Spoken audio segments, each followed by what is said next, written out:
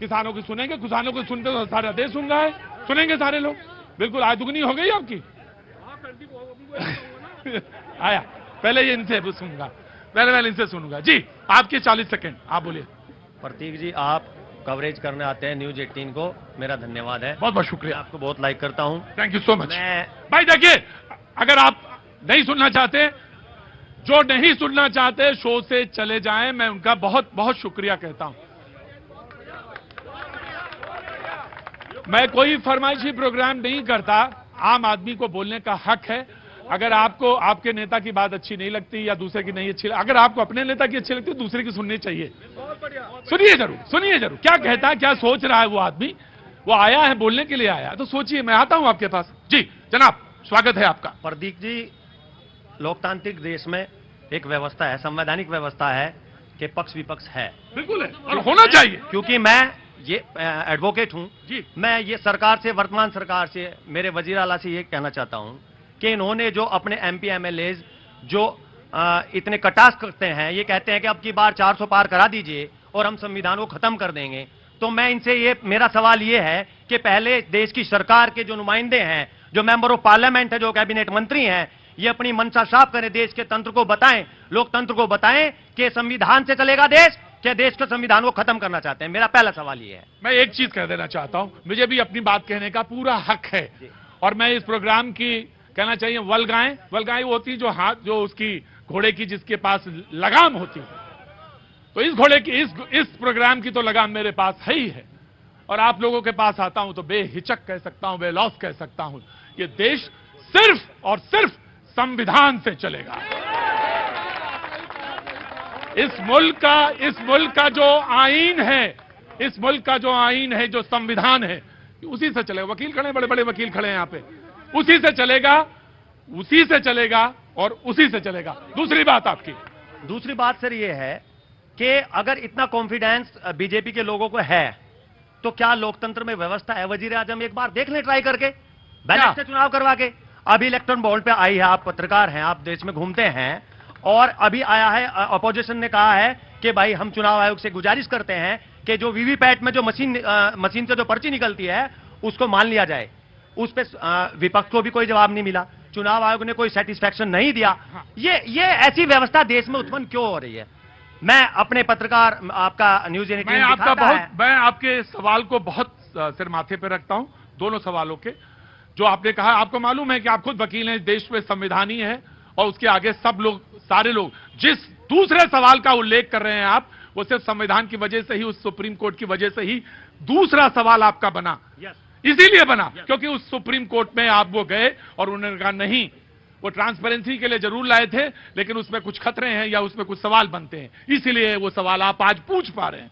पहला सवाल भी आपने पूछा, उसके लिए मैंने कहा आपके दोनों सवालों का मैं स्वागत करता हूं। संविधान का जितना सम्मान आदरणीय प्रधानमंत्री श्री नरेंद्र मोदी ने, जब संविधान पहली बार संसद के अंदर गए, तो संसद को पूरा नतमस्तक होकर के संविधान का सम्मान और संविधान के हिसाब से देश, और कई बार उन्होंने कहा कि देश संविधान से चलेगा। लेकिन एक पार्टी जिनके नेता श्री राहुल गांधी, उन्होंने संविधान की प्रतियां लोकसभा के अंदर फाड़ करके जर्जर करने का काम किया।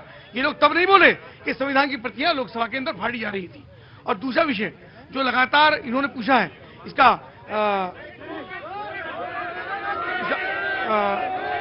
पुरानी पेंशन का विषय सरकार के द्वारा विचाराधीन है, सरकार उसका लगातार जवाब दे रही है, और उसके ऊपर सरकार ने गठन किया, उसे विचार है।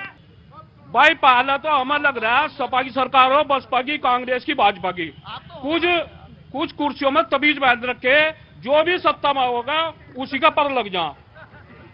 किसानों की बात यहाँ खड़े मंत्री जी, इनका पूछ लो गन्ना कितने इंच नीचे बोया जा। ये तो रहा ही नहीं, ये तो बात ही नहीं कर पाया मैं। ये गन्ना का सबसे मेन जगह है। सबसे मीठी कौन चीज होती है? जोर से बोलो, बता। सबसे मीठी चीज होती है गन्ना, और यहाँ पे सबसे ज्यादा होता है गन्ना।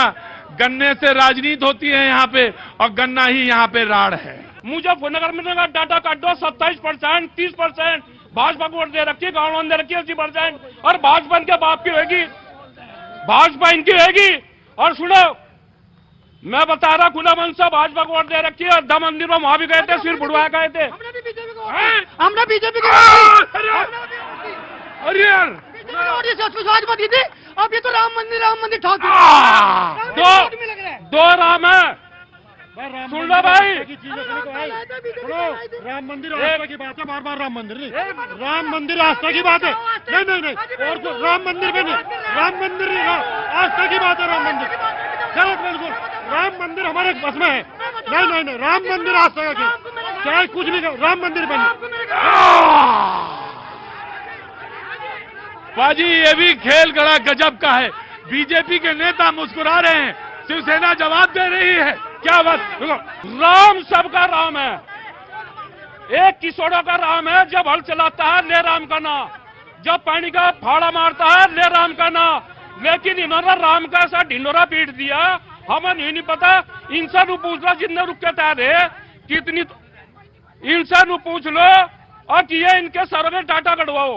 मंत्री जी आदमी लेकर चले आए, मंत्री जी आवाज दबाने को आदमी लेकर चले आए। समाजवादी पार्टी में एक तो है, एक सुरक्षा तो हुई, एक तो हुआ बढ़िया। और समाजवादी पार्टी और बसपा में जो काम 1000 में होता 10,000 में हो रहा है, यो तो भ्रष्टाचार मुक्त हुआ हुआ। किसान बोलता है तो अपने मन से बोलता है, अपनी रवानी में बोलता है। बीजेपी के मैं आ रहा हूं, बीजेपी के नेता जवाब देना चाहेंगे? जी बिल्कुल देना चाहेंगे। हाँ। मांगेराम त्यागी जी जो गन्ने का सवाल कर रहे हैं, हाँ। किसान की बात कर रहे हैं। पिछली बार इन्होंने बीजेपी को वोट दिया था के माध्यम से हाँ। ये चैलेंज करना चाहते तो सबके सामने ये गन्ने के खेत में चले, 1 घंटे में इनसे ज्यादा पुली नाशील करने की, तो फिर पक्की सारी बात ठीक है ना। इनके साथ चलेंगे कि ज्यादा बड़े किसान नेता बन रहे हैं, ये सब लोग मोटिवेटेड हैं, इनकी सुनवाई नहीं हो रही है, जो लगातार गलत लोगों को संरक्षण देने का काम करते हैं, उसके कारण से सारी बात बोल रहे। भारतीय जनता पार्टी की सरकार शानदार तरीके से काम कर रही है, चाहे किसान हो, चाहे युवा हो, चाहे महिलाएं हो, चाहे व्यापारी हो, सबका संरक्षण और लगातार सबका विकास। किसान का चैलेंज मंत्री जी ने, किसान का चैलेंज मंत्री जी ने स्वीकार किया।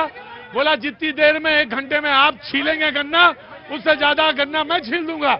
समाजवादी पार्टी के पास बिल्कुल आया। क्या नाम है? संदीप पाल। हैं? संदीप पाल। संदीप पाल जी, मैं बिल्कुल आऊंगा आपके पास।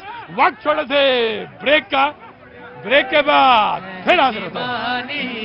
बोलिए मन का पाखो और को शीतल करे, और को शीतल करे, आप शीतल हो कबीरा।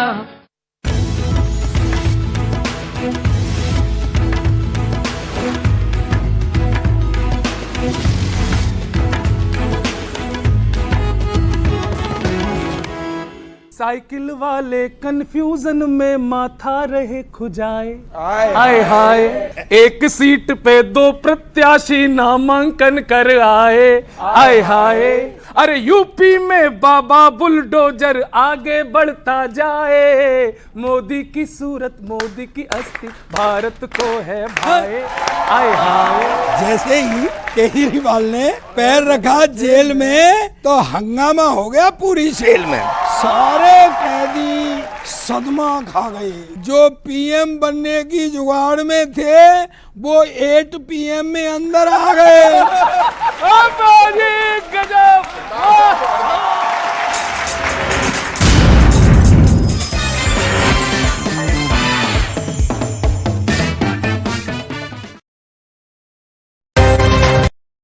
आप देख रहे हैं न्यूज़ 18 इंडिया।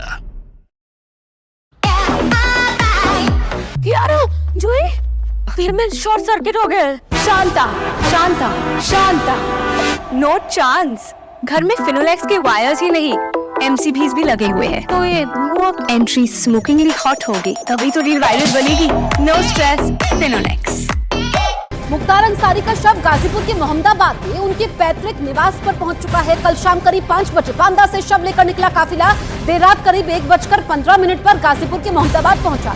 आज सुबह करीब 10 बजे मुख्तार अंसारी के जनाजे की नमाज पढ़ाई जाएगी, जिसके बाद उन्हें कालीबाग कब्रिस्तान में उनके माता पिता की कब्र के पास में ही दफन कर दिया जाएगा। मुख्तार अंसारी के शव के घर पहुंचने से पहले पूरे इलाके को पुलिस ने छावनी में तब्दील कर दिया था।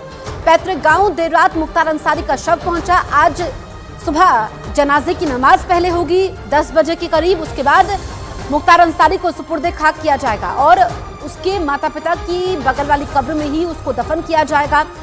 लोगों का जमावड़ा है, पुलिस की भी पैनी नजर है, पूरे इलाके को छावनी में तब्दील किया गया है। आप देख सकते हैं चप्पे चप्पे पर पुलिसकर्मी मौजूद हैं। कल बांदा से सड़क मार्ग के जरिए उसका शव गाजीपुर पहुंचा, जहां पर उसका पैतृक गांव है। पैतृक घर में इस वक्त शव है मुख्तार अंसारी का और उसके रिश्तेदार जो आसपास के लोग हैं मुख्तार अंसारी को जानने वाले हैं, वो भी उसके पैतृक घर पर पहुंच चुके हैं। 3 तस्वीरें आपके सामने हैं। पुलिस फोर्स की तैनाती है, पैतृक गांव, देर रात शव पहुंचा, घर के बाहर लोगों की भीड़ है और सुबह के वक्त भी हम देख रहे हैं कि काफी भीड़ है।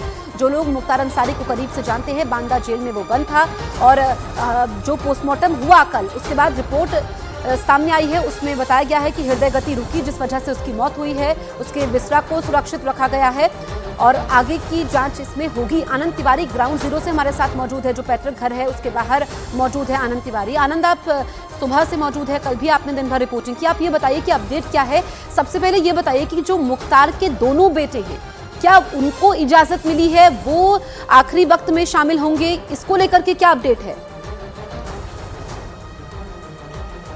देखिए, जो एक बेटे हैं उन्हें कल हाईकोर्ट से राहत नहीं मिली और वो सुप्रीम कोर्ट तक जाने की बात उन्होंने कही है, लेकिन जो अभी उनके भतीजे हैं मन्नू अंसारी, वो यहाँ पर पहुंचे थे कुछ देर पहले। जो हम देख रहे हैं बैरिकेड्स के उस तरफ जहाँ पर पुलिस फोर्स नजर आ रही है और आगे जो उनका फाटक है, जो उनका घर है मुख्तार अंसारी का पैतृक, वहां पर तमाम प्रशासनिक अधिकारी भी और जो मन्नू अंसारी वो यहाँ पर पहुंचे थे क्योंकि जो स्थानीय लोग हैं वो मुख्तार अंसारी के शव को देखना चाहते हैं। जो उनका जनाजा निकलेगा उससे पहले, तो उन्होंने कहा है कि ये मौका मिलेगा। अभी अंदर बहुत ज़्यादा भीड़ है और परिवार के लोग हैं, तो करीबन 1 घंटे के बाद जो स्थानीय लोग हैं जो अंदर जाना चाहते हैं, यहाँ पर जो उनका शव जहाँ पर रखा हुआ है वहाँ पे, तो उन्होंने कहा है कि करीबन 1 घंटे के बाद ये आम लोगों को भी मौका दिया जाएगा। लेकिन आप देख सकते हैं जो गाजीपुर पुलिस है वो पूरी तरह से यहाँ पर जो है कानून व्यवस्था दुरुस्त रखने के लिए, जो लॉ एंड ऑर्डर सिचुएशन है वो खराब ना, उसके लिए यहाँ पर मौजूद है।